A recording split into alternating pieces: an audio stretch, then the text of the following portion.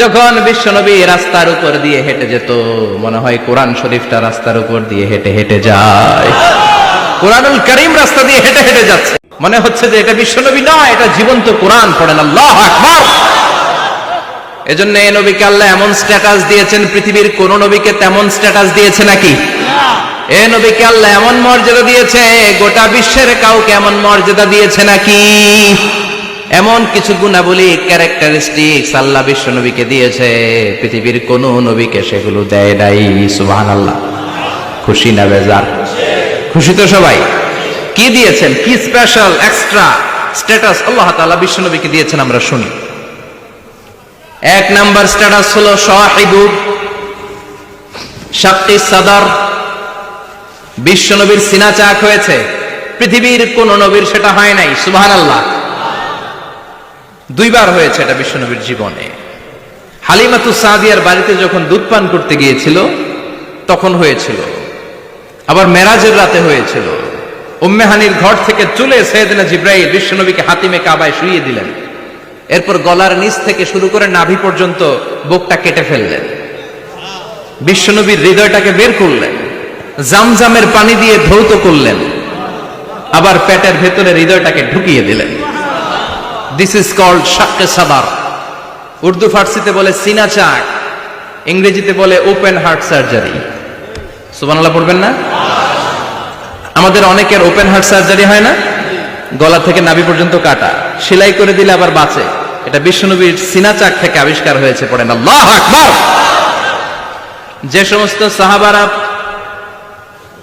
বিশ্বনবীকে খালি গায়ে দেখেছে, উদম গায়ে দেখেছে, তারা বর্ণনা করেছে দুইটা কাপড় মাঝখান দিয়ে সেলাই করলে যেমনি দাগ দেখা যায়, আমরা বিশ্বনবীর গলা থেকে নাভি পর্যন্ত এরকম সেলাইয়ের দাগ দেখতে পেয়েছি।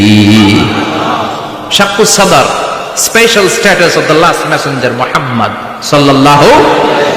আর কোন নবীকে আল্লাহ এটা দেয় নাই। খুশি না বেজার? আবার উনি হলেন সাহিবুল মেরাজ। উনার মেরাজ হয়েছে, আর কোন নবীর হয়েছে নাকি? কথা বলেন। বিশ্বনবীর হৃদয়টা বড় ভাঙা, কলিজার টুকরা স্ত্রী খাদিজা নাই, যাকে সবচেয়ে ভালোবাসতেন, সবচেয়ে প্যার করতেন, যাকে মাহাব্বাত করতেন। এবং সাইয়েদাতুনা খাদিজার জন্য বিশ্বনবী মা আয়েশাকে ধমকও দিয়েছেন। সাইয়েদাতুনা খাদিজার কথা যখন বিশ্বনবী বলে বেড়ায় মা আয়েশার কাছে, খাদিজার কথা বললে মা আয়েশা বলতেন, ও নবী, কোন জাহিলি যুগে এক বুড়ি মহিলার সাথে আপনার বিয়ে হয়েছিল, মরে গিয়েছে, কবরে শুয়ে আছে। ওই মহিলার পরে কত সুন্দরী সুন্দরী নারীরা আমরা আপনার ঘরে আসলাম, তারপরে ওই বুড়ির কথা আমাদেরকে বলেন কেন? ওই বুড়ির কথা শোনান কেন? বিশ্বনবী রেগে গেলেন। সাইয়েদাতুনা খাদিজাকে বুড়ি বলার কারণে বিশ্বনবী মা আয়েশার চোয়ালটা এইভাবে চেপে ধরেছে। কোনদিন স্ত্রীর গায়ে হাত তোলেননি, শুধু এই একবার খাদিজাকে বুড়ি বলার কারণে মা আয়েশার থুতনি চেপে ধরেছিলেন। আল্লাহু আকবার। আবার বিশ্বনবী বলতেন, রুজিকতু হুব্বাহা, খাদিজার ভালোবাসা আল্লাহ আমার হৃদয়ে ঢুকিয়ে দিয়েছে। আবার বিশ্বনবী দোয়া করলে বলতেন, ও আল্লাহ, ওই কিয়ামতের ময়দানে যেদিন বন্ধু বন্ধুরে চিনবে না, বাবা ছেলেরে চিনবে না, মা তার মেয়েরে চিনবে না, পীর সাহেব মুরিদরে চিনবে না, মুরিদ পীর সাহেবরে চিনবে না, ওই কঠিন দিনে যেন আমি আমার কলিজার টুকরা খাদিজারে ভুলে না যাই। ওই কঠিন দিনে আমি যেন আমার খাদিজারে চিনতে পারি। সুবহানাল্লাহ। তার মানে ভালোবাসা বেশি না কম? সাইয়েদাতুনা খাদিজা ইন্তেকাল করলেন, জাবালে হাজুনের পাশে ওনার কবর। যারা হজ উমরা করতে গিয়েছেন দেখেছেন না, মক্কায় একটা কবর আছে, এটা মাকবারাতুল মাআলা। মাআলা, কিন্তু এটারে বাংলাদেশিরা বলে জান্নাতুল মুআল্লা। কি বলে? এটারে জান্নাতুল মুআল্লা বলবেন না, কারণ এই কবরস্থানে অনেক কাফির মুশরিকেরও কবর আছে, তো ওদের কবরস্থান কি জান্নাত হইতে পারে? এটাকে মাকবারা বলবেন। মাকবারা মাআলা বা মুআল্লা, আর মদিনায় হচ্ছে মাকবারাতুল বাকিয়া। মুআল্লা কবরস্থান মক্কায়, আর বাকি কবরস্থান মদিনায়। এর পাশে বিশাল এক পাহাড়, হেরেম শরীফ থেকে দেখা যায় জাবালে হাজুন, এর পাদদেশে বিশ্বনবী নিজ হাতে সাইয়েদাতুনা খাদিজাকে কবর দিয়েছেন। কবর দিয়ে সবাই চলে যায়, বিশ্বনবী যায় না। দাঁড়িয়ে দাঁড়িয়ে কাঁদতে লাগলেন। সাইয়েদনা আবু বকর বলে, নবী চলেন ঘরে ফিরে যাই। বিশ্বনবী বললেন, তুমি যাও, আমি যাব না। যেই মহিলাটাকে এইমাত্র কবর দিলাম সাধারণ মহিলা না, আমার বিপদের দিনের সঙ্গিনী খাদিজা।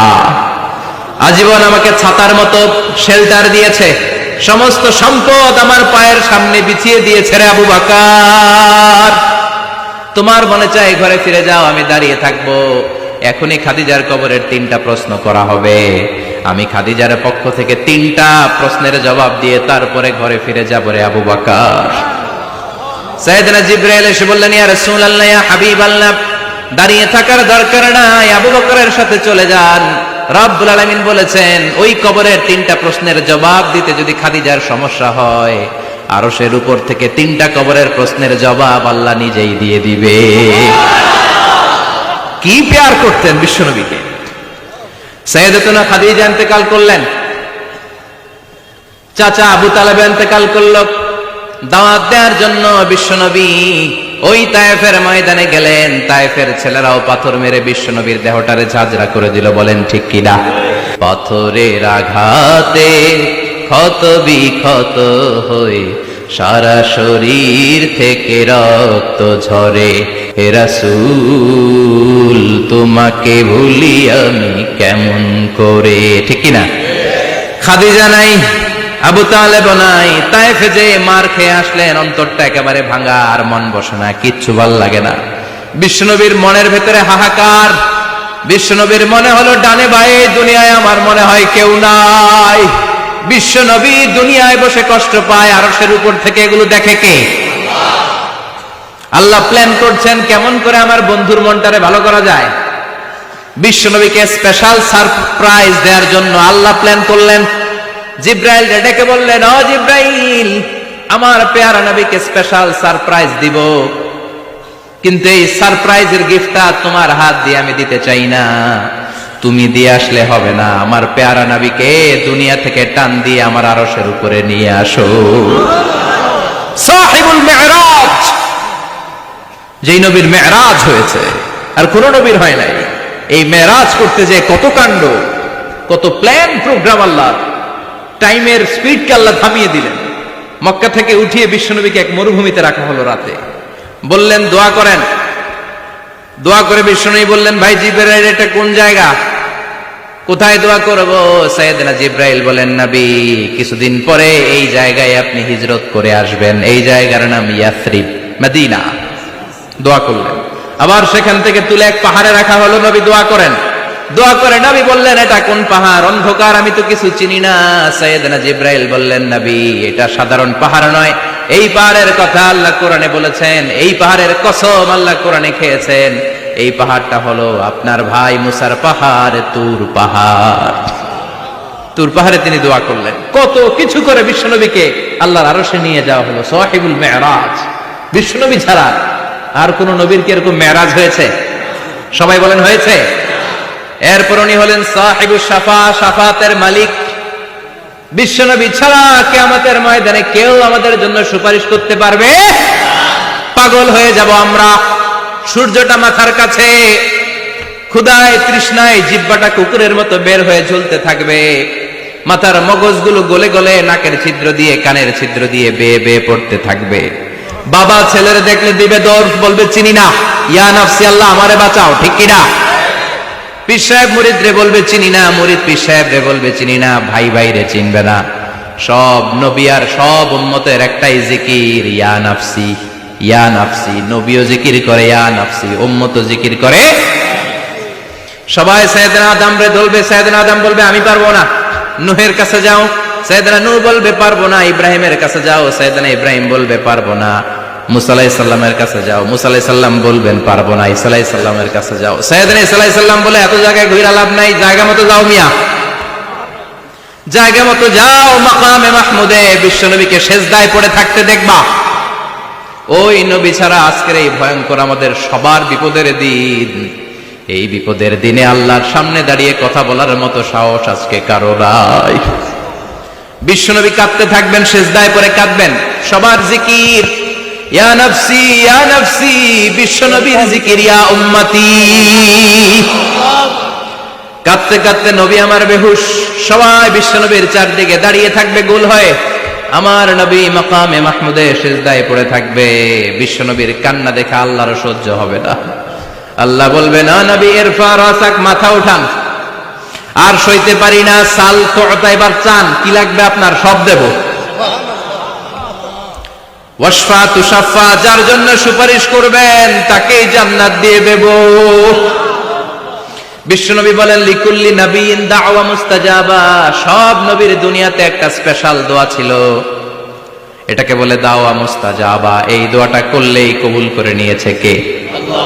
সব নবীর ওই দোয়াটা দুনিয়াতেই করেছেন, শুধুমাত্র কেবলমাত্র বিশ্বনবী তার স্পেশাল দোয়াটা আজ পর্যন্ত, এখন পর্যন্ত করে নাই।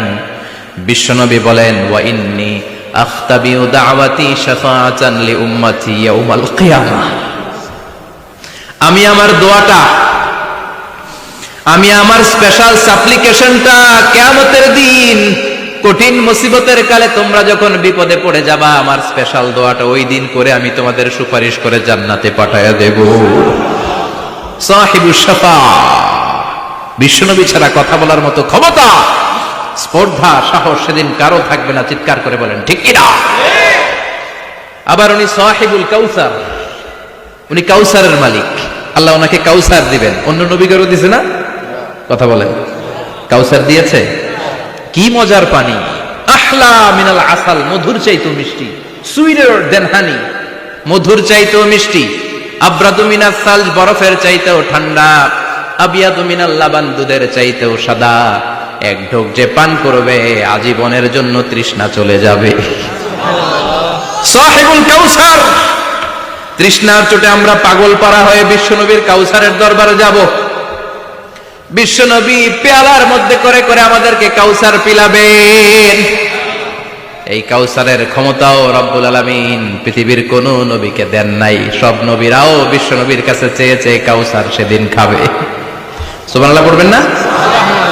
সাহিবুল কাউসার, সাহিবুল মি'রাজ, সাহিবুশ শাফাআ, সাহিবুল মাকাম আল মাহমুদ।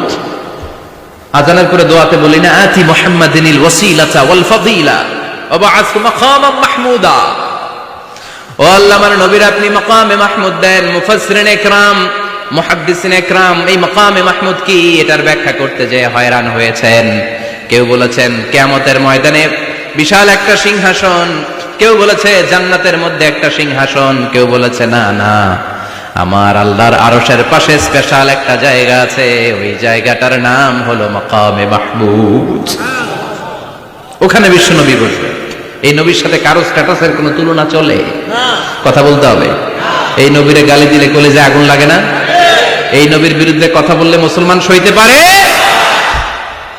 এমন স্ট্যাটাস আল্লাহ বানালেন, এত মর্যাদা আল্লাহ দিলেন, এত সম্মান দিলেন, গোটা বিশ্বের কোন নবীরে দেয় নাই। আবার বিশ্বনবী বলতেন, নুসিরতু বির-রু'বি মাসিরাতা শাহর, আমাকে আল্লাহ ভয় দিয়ে সাহায্য করেছেন। আমি যেই জায়গায় দাঁড়িয়ে থাকি, আমার ডানে বায়ে সামনে পেছনে 1 মাসের জায়গা পর্যন্ত কোনো কাফির আমার সামনে আসতে পারে না ভয়ে। 1 মাসের জায়গা পর্যন্ত কোনো কাফির যদি দাঁড়ায় থাকে, বিশ্বনবীর জন্য ভয়ে তার কলিজায় ধুকধুকানি শুরু হয়ে যায়। ধরেন আমি ওনারে ভয় পাই, কাছে আসলেই না ভয়, দূরে গেলে তো আমি পালোয়ান, ঠিক কিনা? উনি আছে কোম্পানিগঞ্জ বাজারের ওইদিকে, আমি এদিকে, আমি পালোয়ান, স্বাস্থ্যের সমস্যা নাই, ঠিক কিনা? কারণ কাছে নাই। কিন্তু বিশ্বনবী এমন পাওয়ারফুল ছিলেন, কাছে আর দূরে কোনো কথা না, ডানে বায়ে সামনে পেছনে 1 মাসের দূরত্ব। এই লোকেশনের মধ্যে যদি কোনো কাফির মুশরিকের আন্ডা বাচ্চা থেকে থাকে, বিশ্বনবীর ব্যাপারে ভয় তাদের অন্তরের মধ্যে ঢুকিয়ে দেয় কে? এজন্য বিশ্বনবীর সাথে কারো মর্যাদার কোনো তুলনা চলে? বিশ্বনবী আমাদের মডেল।